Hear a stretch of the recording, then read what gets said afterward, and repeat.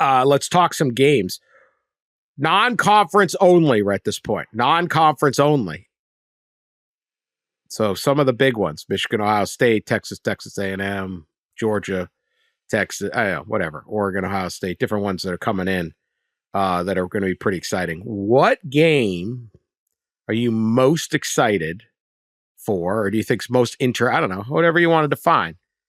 Pat, we'll give you the first round draft pick because you usually need help. I will say that, I was going through the list, actually doing a little bit of preparation for this, and it's just jarring at all these these matchups, but then you were like, yeah, no, those are conference games now, that Oregon playing Penn State and things like that. But the first choice to me is easy. This is a layup. Big House Week 2, Texas at Michigan. I know this is not going to be a Michigan team that's on the level of the last couple. At least I suspect it won't be, but it's Texas at Michigan. That's big time, meeting big time, a couple of incredibly large, proud fan bases, great traditions, great fight songs, great uniforms. Texas looks like a top 5 team. I think Michigan probably still top 15 team, maybe better. We'll see. And a big test for the Wolverines at home in life after Jim Harbaugh. So that one, to me, is the easy choice for the first round pick. Unbelievable game. Brand on brand. Also, I don't know how good Michigan will be. Obviously, their offense is replacing a ton of talent. Namely, there's uncertainty at quarterback, which can mean anything. It could be fine. Alex Orji could turn out to be a tremendous quarterback. We don't know, but we just don't know. But what we do know is they're going to have an incredible defense. And at least, I think, 3 projected first rounders on that defense.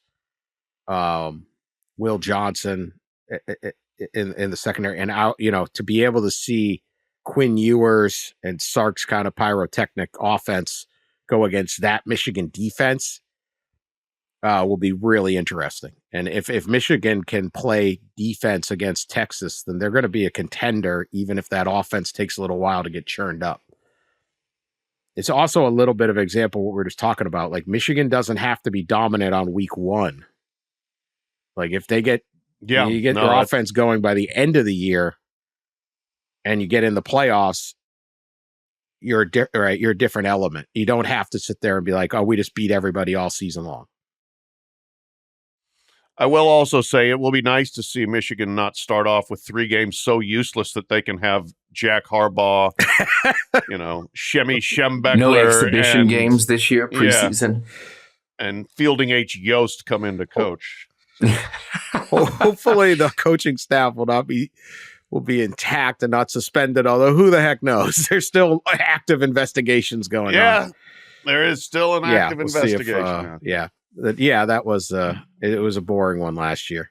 This year, much better. Ross, you got a pick? Dan, you'll be shocked to know I've done little to no Good job. research on this topic, but this is an easy one for me, at least. I'm taking with my pick LSU and USC in Las Vegas, mostly just to see the 20 to 30,000 South Louisianians in Vegas for a few days, see if they even make it to the game Sunday night. But no, this is you got again, I think we talked about this game a little bit last week, but you got 2 coaches both kind of entering their 3rd year after year 1 exceeded expectations, right? And year 2 kind of they settled back in and had a little bit of a dip there.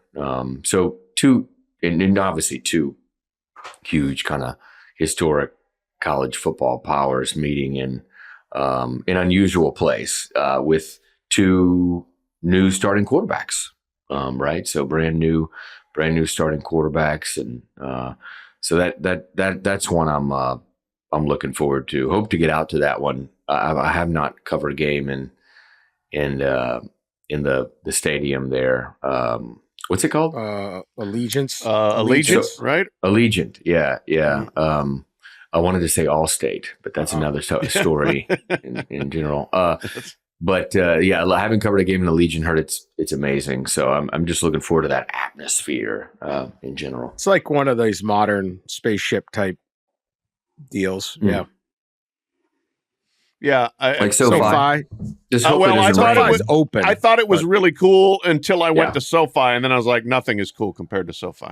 Well, SoFi during the hurricane that blew through during the championship game wasn't made for SoFi wasn't made for the strong thunderstorms there in LA. But yeah, it's a pretty awesome venue.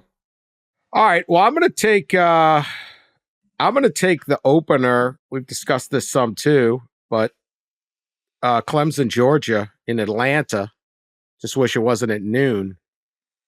As Ross said, like I don't know if there's a whole lot of like pressure on Texas, Michigan. Like both coaches could lose, the teams could lose. I think you'd be like, okay, it's just a good early season clash. And I hope we get more of those, that teams are a little less fearful of like a loss going forward. So we can all hope they're better games. This one does have tumult. Certainly for Coach William Christopher Sweeney. And where is his program now that once was above Georgia and then certainly stood eye to eye? He took them from below to above, and now where are we? Georgia is a double-digit favorite in this game. Georgia's the team that probably goes off one or two, unless Urban Meyer gets a vote, which he might. And so is Georgia cranking up the wagon in pursuit of this national title? And is Clemson just a speed bump, or do the Tigers have more in them than this? They did lose a lot of games last year. They also lost a lot of really close games. So I think there's an enormous spotlight on Clemson. This is also just two great programs, two great fan bases. I don't love neutral site games. I wish these were on campus, but certainly it'll be a scene down in Atlanta with a 50-50 split of those two fan bases and all that. The whole bit is going on. So I'm going Clemson, Georgia as my first round pick. Yeah, that'll be awesome. And that is, Atlanta is such a hotbed for both schools to recruit, and a lot of Clemson alums that live in Atlanta or in that area. So that city will be on fire. Hopefully not literally, but for that game. All right, yeah, so back to you. We won't snake draft it. We'll let you go first. This is like I'm getting all my picks, everything I want here. So I win this draft. I'm saying that because to me the would have been the second choice overall, Alabama at Wisconsin. I mean, that's going to be fantastic. You get Alabama to come to Camp Randall. The Crimson Tide, I appreciate some of the scheduling that Nick Saban did as far as like we'll play wherever against whoever, and this is one of those games. And for Wisconsin fans, this is going to be as big a home game. I mean, it's going to be huge to have the Crimson Tide come in there. And you want to talk about a party the night before that game. That, I believe, is the third week of the season, so September 14th, I think. State Street on the Friday night before that one. Look out. That one will be a lot of fun. And big early test for Kalen DeBoer. He's trying to replace only the greatest coach of all time. You got to go on the road to play a Wisconsin team that should be much better than they were last year. Luke Fickell, if you look at his track record at Cincinnati, first year, second year, very good, and stayed very good after that. So I expect Wisconsin to be much improved this year. It's going to be a scene.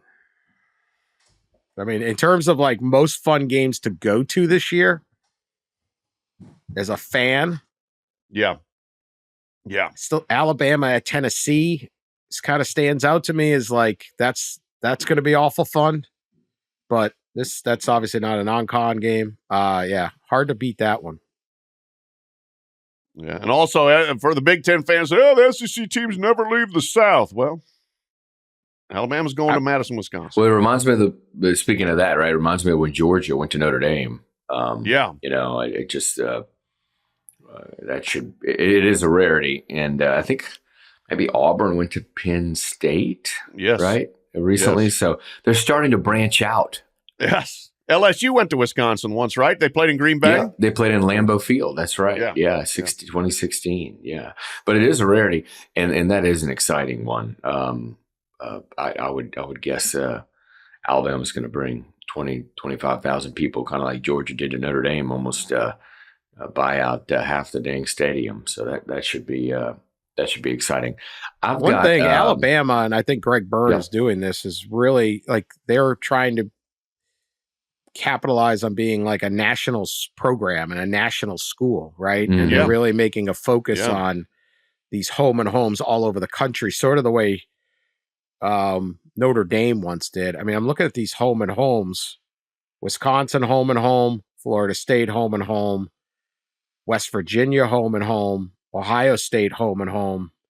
I guess I can stop saying home and home. Notre Dame, Oklahoma State, Georgia Tech, and Boston College, Arizona, Minnesota, and Virginia Tech. These are all now it runs through 2035. Make sure you tune into Race for the Case on September 2nd, the day after that Virginia Tech game in 2035. We'll be discussing it. But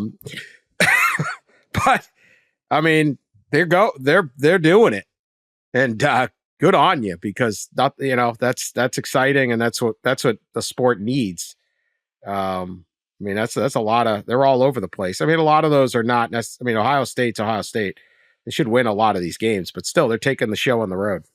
Yeah. And you know what? I think that's a good point too, that it is national reach for the athletic program, for the football program, but for the school. And Alabama has been very ambitious about expanding its out of state to more out of state students than in state. And Bama Rush. They got that Bama Rush thing. That is that's bringing them from all over. So go roll Tide. Ross's turn. Whose turn is it? Oh yeah. Yeah. Three guys, and I already lose it. Like the three I'm a 3-card Monty. I was already confused. Yeah. Been drinking early this morning on the Wednesday. This June 19th. I'm gonna go with another season opener. That first full Saturday is Notre Dame at A&M. I think that's the nightcap, maybe at that on that day on ABC. Riley Leonard, former Duke quarterback, right, going to be manning the ship for the Irish, going into a game against his former coach now at Texas A&M, Mike Elko.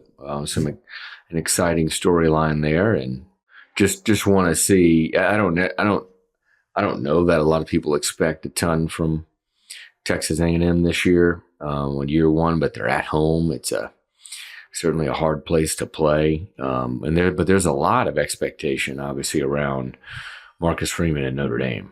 This feels like more the year, right? Expanded playoff. It kind of sets up for them to grab that 5 seed or one of those other at large positions in the playoff. So that's an exciting one. Looking forward to that one.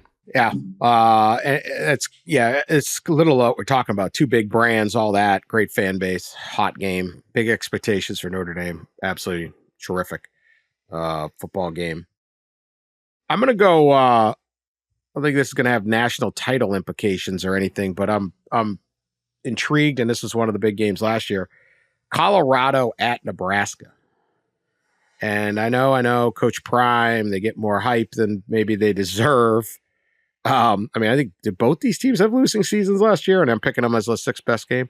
But I don't care. It's going to be very, very interesting. First off, Colorado has a bunch of first-round picks and potentially could be really good. What is this program? Is it just this conglomeration of talent? They lost a bunch of staffers, not just players. Can Colorado, how serious is Colorado?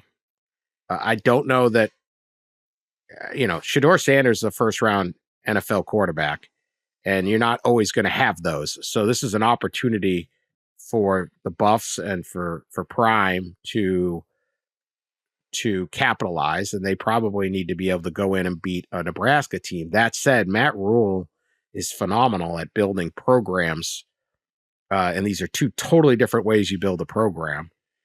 And Nebraska's fantastic place to see a game. This is a renewal of an old rivalry that was once very, very intense back in the day. I just think there's going to be incredible hype and hoopla on this thing. And I don't know what's going to happen, but you could walk away with a pretty big statement one way or the other, particularly about Colorado. Yeah, there will be major pronouncements made by people like us in the media on the winners and losers of that game, for sure. Yeah, this is so like out. a program game. Like this is that's it. All right, you want to do one more round? Might as well. Yes, okay, I'm loaded. I'm going rogue here, actually. Pat did a lot more research than I did. I'm actually going to break the rules and pick 2 games under one storyline umbrella on the same day. Okay. September 14th. And these are non-conference games now. Oregon at Oregon State, Washington at Washington State. I am glad they're still playing the former Civil War and the Apple Cup. I am not glad that they're no longer in the same conference, but I'm glad they're playing. I'm glad that the jilted 2 get the home games. Corvallis and Pullman get the turncoats that left them behind to come into their stadiums, and I think those are going to be really intense, fierce atmospheres for the Pac-2 teams to try to stick it on Big Brother that left them. Yeah, that's exciting. It is kind of stinks that it's not the last game of the year and not a conference game. Yeah. But still, there was a time where there was a thought that neither one of those games would continue, and just like Oklahoma and Oklahoma State, for a while, A&M and Texas, obviously, it's just not ideal to lose those rivalry games. So it's great to see them continuing. All right, Dan, I'm up now. I got a weird one here. This is week 2, Arkansas at Oklahoma State. So you've got Sam Pittman and Bobby Petrino, Pat's favorite guy, traveling to meet Mike Gundy and the Cowboys. And this is kind of a revival, right, of an old rivalry that stopped back, I think, in the 80s. But they played, for a while, almost every year, I think. So it's a revival of an old series, in one that should be really interesting, especially this. We talk about coaches under pressure. Obviously, Sam Pittman, it got another year, and hired Bobby Petrino as offensive coordinator. We're going to see very quickly how that works out. I like that one. Sneaky. Yeah, some of the best ones aren't just like the best teams. Like, we've discussed, I'll end this with a couple honorable mentions. We discussed Miami at Florida being this massive game, and I think that I would probably pick that, but we have discussed the pressure on both deals, particularly Gators coach Billy Napier, but Mario Cristobal too. He's recruited well enough that Miami probably should win this game, but you got to win it. Somebody's going to be miserable. The message boards will melt down at the end of that game.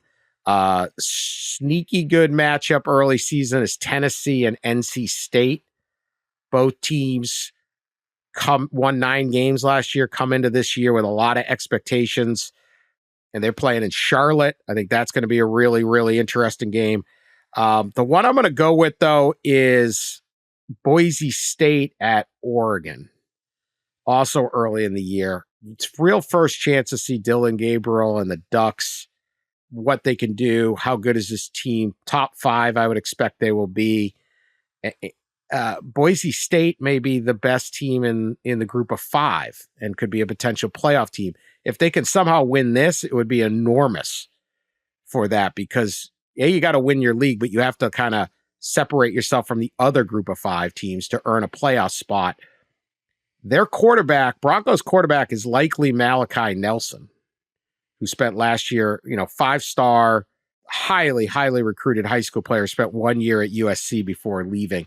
And they got a first-year coach up there at Boise. That's they've had some great clashes in the past, Oregon and Boise State. So I guess you could take any of those three. I think will be pretty interesting with that Miami Florida game being the ultimate decider. Any thoughts on any of those three, Pat? Yeah, no, I like them all. I had Tennessee, NC State definitely on my list. Miami and Florida, yes, that is the fear and loathing game because you lose it and it's going to be intolerable. Not only from a fan base, you got to listen to another fan base you hate, but you hate your own team then after if you lose that because you were supposed to be getting better by now in the third year under your new coach. And then Boise, I don't think Boise wins that game, but you're right. If they do, that would seemingly give them a huge leg up in the Group of Five sweepstakes. And they got also a great running back, Ashton Genty. Who's a freshman last year, ran for 1,300 yards, and I think he was being wooed, even though there's no tampering in college football, but he was being wooed by other schools with collective money, and he stayed at Boise.